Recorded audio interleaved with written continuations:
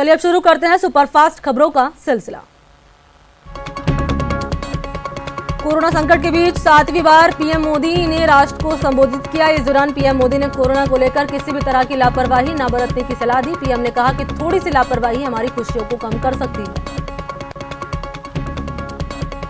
प्रधानमंत्री ने कहा कि आज देश में रिकवरी रेट अच्छा है, मृत्यु दर कम है। दुनिया के साधन संपन्न देशों की तुलना में भारत अपने से ज्यादा नागरिकों को जीवन बचाने में सफल रहा है। वहीं वैक्सीन पर पीएम मोदी ने कहा कि दुनिया में अनेक देश वैक्सीन को लेकर काम कर रहे हैं। भारत में अभी कोरोना की कई वैक्सीन पर काम चल रहा है। जब तक दवाई नहीं मिल जाए तब तक ढिलाई ना बरते। पीएम मोदी ने कहा कि हमें ये भूलना नहीं है कि लॉकडाउन भले ही चला गया है, वायरस नहीं गया। उन्होंने कहा कि जब तक सफलता ना मिल जाए लापरवाही नहीं करनी चाहिए। वहीं पीएम के संबोधन से पहले कांग्रेस नेता राहुल गांधी ने पीएम पर तंज कसते हुए कहा कि प्रधानमंत्री राष्ट्र के संबोधन में बताएं कि भारतीय सीमा से चीन सैनिकों को कब खदेड़ा जाएगा। कांग्रेस के पूर्व अध्यक्ष और सांसद राहुल गांधी इन दिनों अपने संसदीय क्षेत्र वायनाड के दौरे पर हैं। मंगलवार को राहुल गांधी ने वायनाड में कोरोना संकट को लेकर बैठक की। वायनाड के कलेक्ट्रेट में राहुल गांधी ने अधिकारियों के साथ कोरोना पर मंथन किया और क्षेत्र के हालात को जाना। केंद्रीय मंत्री पीयूष गोयल ने पीएम मोदी के नेतृत्व की तारीफ की। उन्होंने कहा कि अप्रैल से अगस्त 2020 में 13% प्रत्यक्ष विदेशी निवेश बढ़ा है। वाणिज्य एवं उद्योग मंत्री पीयूष गोयल ने कहा कि पीएम नरेंद्र मोदी के नेतृत्व में भारत पूरे विश्व में प्रत्यक्ष विदेशी निवेश के मामले में पसंदीदा स्थान है।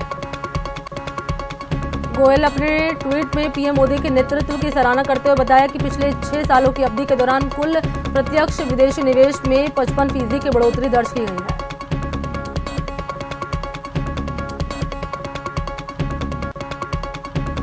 कोरोना काल के दौर में कर्मचारी भविष्य निधि संगठन ने कई नियमों में बदलाव किए। ईपीएफओ के तहत आने वाले कर्मचारियों की बीमा राशि 7 लाख रुपए कर दी गई है। उत्तर प्रदेश के सीएम योगी आदित्यनाथ भी बिहार के चुनावी दंगल में उतर गए। योगी ने बिहार में 3 रैलियां की जिसमें उन्होंने केंद्र के काम की चर्चा की। उन्होंने कहा कि डबल इंजन की सरकार बेहतर काम कर रही है। बिहार की समस्याओं के लिए योगी ने आरजेडी कांग्रेस पर निशाना साधा। कांग्रेस नेता राज बब्बर ने बांका में चुनावी सभा की और महागठबंधन के उम्मीदवार को वोट देने की अपील की। इस दौरान मंच पर सांसद अखिलेश सिंह भी मौजूद रहे। जम्मू कश्मीर के पुलवामा में सुरक्षा बलों की आतंकियों से मुठभेड़ हो गई। मुठभेड़ में सुरक्षा बलों ने 2 आतंकियों को मार गिराया। मुठभेड़ पुलवामा जिले के हाकरीपुरा की है। जम्मू कश्मीर में एक दिन के अंदर मुठभेड़ की दूसरी घटना है। पुलवामा से पहले शोपियां जिले के मेलहोरा इलाके में भी आतंकियों से मुठभेड़ हुई है। शोपियां में भी 2 आतंकी मारे गए थे। छत्तीसगढ़ के बीजापुर में सुरक्षा बल और नक्सलियों के बीच मुठभेड़ हुई। इस मुठभेड़ में एक माओवादी ढेर हो गया जबकि 2 जवान जख्मी हो गए। मौके से बड़ी संख्या में हथियार, आईईडी और नक्सल सामान बरामद हुए। छत्तीसगढ़ की राजधानी जयपुर में रायपुर बिलासपुर हाईवे पर बने जर्जर धनेली पुल को ढा दिया गया। पुल को ड्रिल ब्लास्ट की तकनीक से एक ही धमाके में उड़ा दिया गया। ये पुल क्षतिग्रस्त हो चुका था। अब नए सिरे से पुल को तैयार किया जाएगा। हाथरस केस में सीबीआई जांच जारी है। सीबीआई की टीम एक बार फिर मौका वारदात पर पहुंची। चश्मदीद विक्रम उर्फ छोटू भी सीबीआई टीम के साथ मौके पर मौजूद है। सीबीआई की टीम में महिला अफसर भी शामिल है। आरोपियों से सीबीआई की पूछताछ के दौरान कई अहम सबूत मिले। इसके साथ ही केस में पुलिस की लापरवाही का एक और मामला सामने आया। जेल में बंद 4 आरोपियों में से एक आरोपी की उम्र 18 साल से कम है। एमपी के जबलपुर में अभिभावक कल्याण संघ ने अनोखा विरोध प्रदर्शन किया और संघ ने जल सत्याग्रह कर निजी स्कूलों की मनमानी का विरोध किया। ग्वारी घाट में प्रदर्शन के दौरान अभिभावकों ने no school no fees, online class की फीस, 1 नेशन 1 बुक समेत 5 मांगों को पूरा करने के लिए आंदोलन किया। अमेरिकी टेक्नोलॉजी फर्म क्वालकॉम के साथ मिलकर रिलायंस जियो ने अमेरिका में अपनी 5G टेक्नोलॉजी का सफल परीक्षण किया। अमेरिका के सैन डिएगो में हुए एक वर्चुअल इवेंट में ये घोषणा की गई। रिलायंस जियो के प्रेसिडेंट मैथ्यू उमान ने क्वालकॉम इवेंट में कहा कि क्वालकॉम और रिलायंस की सब्सिडियरी कंपनी रेडिसिस के साथ मिलकर हम 5G तकनीक पर काम कर रहे हैं ताकि भारत में इसे जल्द लॉन्च किया जा सके। आने वाले दिन में भारत में यूजर्स 1 Gbps तक की स्पीड का लुत्फ उठा पाएंगे। करीब 3 महीने पहले ही 15 जुलाई को रिलायंस इंडस्ट्री की आम सभा में मुकेश अंबानी ने 5G टेक्नोलॉजी की इजाद की घोषणा की थी। भारत में अभी तक 5G तकनीक की टेस्टिंग के लिए स्पेक्ट्रम उपलब्ध नहीं हो पाया है। अमेरिका में रिलायंस जियो की 5G तकनीक का सफल परीक्षण कर लिया गया। तकनीक में पूरी तरह से सभी पैरामीटर पर अपने को बेहतरीन साबित किया गया है। कॉलकॉम वरिष्ठ उपाध्यक्ष दुर्गा मल्लदी ने कहा कि हम जियो के साथ मिलकर कई तरह के सॉल्यूशन तैयार कर रहे हैं। पंजाब की तर्ज पर गहलोत सरकार कृषि कानून में संशोधन के लिए विधेयक लाएगी। सीएम अशोक गहलोत की अध्यक्षता में हुई मंत्रिपरिषद की बैठक में इस फैसले पर मुहर लगी।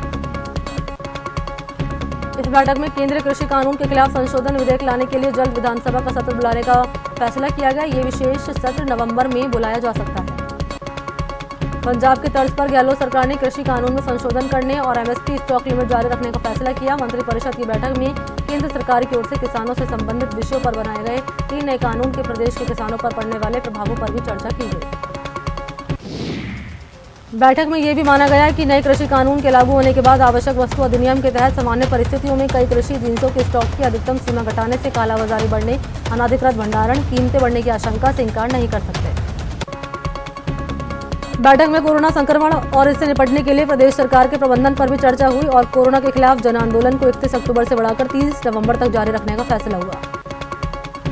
सीकर के सांसद कार्यालय में सांसद सुमेधानंद सरस्वती ने पत्रकार वार्ता को संबोधित किया। इस दौरान सांसद सुमेधानंद सरस्वती ने राज्य सरकार पर जमकर हमला किया। पीसी में प्रदेश सरकार पर उन्होंने निशाना साधते हुए कहा कि राज्य सरकार किसान कानून को लेकर किसानों को बरगलाने में लगी हुई है। आज प्रदेश के मरीजों की मुश्किलें बढ़ने वाली है। दरअसल आज सुबह 6 बजे से एम्बुलेंस सेवा ठप हो गई। हड़ताल राजस्थान एम्बुलेंस कर्मचारी यूनियन ने बुलाई है। अपनी बच्ची को इंसाफ दिलाने के लिए एक परिवार पिछले 10 दिन से भूख हड़ताल पर है। इस आस में कि सरकार उनकी गुहार सुनेगी, उससे दरिंदे पर कार्रवाई होगी जिसने उसकी बच्ची के बचपन को रौंद दिया। पुलिस से मदद नहीं मिली, अब सरकार से ही उनको आस है। घटना जोधपुर के फलौदी की है, जहां चाकू थाना इलाके में एक माँ बाप पिछले 10 दिन से भूख हड़ताल पर है। परिवार का आरोप है कि इनके खेत में काम करने वाले शख्स ने इनकी बच्ची को अकेले देखकर उसके साथ बलात्कार की वारदात को अंजाम दिया। इतना ही नहीं, उस दरिंदे ने धमकाया भी और अगले दिन एक और दोस्त को ले आया। फिर मनमानी की बात जब घरवालों को पहुंची, पुलिस के पास पहुंचे, सोचा इंसाफ मिलेगा, लेकिन पुलिस की तरफ से भी कोई कार्रवाई नहीं की। प्रदेश में अवैध बजरी के खिलाफ सरकार की ओर से 15 अक्टूबर से अभियान चलाया जा रहा है। इस अभियान में अब पाली और उदयपुर को भी शामिल कर लिया गया है। नीट का गलत रिजल्ट जारी करने के आरोप को नेशनल टेस्टिंग एजेंसी ने गलत बताया। स्टूडेंट मृदुल रावत ने दावा किया था कि उसकी OMR शीट में 650 अंक है, जबकि मार्कशीट में उसको 329 अंक ही दिए गए हैं। इसके बाद उसने ये भी दावा किया था कि NTA ने आपत्ति के बाद उसके रिजल्ट में सुधार कर दिया और उसे ST कैटेगरी का टॉपर बनाया। मामले में NTA ने अब कानूनी कार्रवाई करने की बात कही। नेशनल टेस्टिंग एजेंसी के DG डॉक्टर विनीत जोशी ने बयान NTA ने जांच के बाद रिजल्ट जारी किया। इसके बाद NTA के महानिदेशक ने सभी अभ्यर्थियों को आश्वस्त किया कि अन्य स्टूडेंट की शिकायत पर विचार किया जाएगा। बीजेपी नगर निगम चुनाव सोशल मीडिया के माध्यम से लड़ेगी। इसको लेकर प्रत्याशियों को जीत का मंत्र दिया। कल बीजेपी मुख्यालय में जयपुर हेरिटेज और जयपुर ग्रेटर की बैठक हुई। मीटिंग में बीजेपी प्रदेश अध्यक्ष सतीश पूनिया ने प्रत्याशियों को सोशल मीडिया के माध्यम से चुनाव लड़ने का मंत्र दिया। मौके पर पूनिया ने बागियों को सख्त संदेश देते हुए कहा कि पार्टी की अनुशासन समिति सक्रिय हो गई। जो कार्यकर्ता पदाधिकारी अनुशासन करेगा उसके खिलाफ कार्रवाई की जाएगी। इस अवसर पर जयपुर कांग्रेस के खिलाफ जिला महासचिव दिनेश शर्मा और जयपुर महिला कांग्रेस की जिला महासचिव नीरज गौतम अपने समर्थकों के साथ बीजेपी में शामिल हुए। नगर निगम के दंगल में निर्दलीय प्रत्याशी ने अनोखे तरीके से प्रचार किया। प्रत्याशी राजेश कुमार हाथ में झाड़ू लेकर सड़क पर नजर आए। कोटा दक्षिण के वार्ड नंबर 56 के उम्मीदवार राजेश कुमार हैं। MP के खरगोन के सनावद में मोबाइल दुकान पर चोरों ने वारदात को अंजाम दिया। ये बदमाश करीब 4 लाख से ज्यादा रुपए के 40 से ज्यादा मोबाइल लेकर फरार हो गए। चोरी की पूरी वारदात CCTV में कैद हो गई। पुलिस CCTV के आधार पर मामले की जांच में जुटी है। MP में खंडवा के इंदौर इच्छापुर हाईवे पर चलती कार में अचानक आग लग गई। हालांकि कार में सवार परिवार बाल बाल बच गया।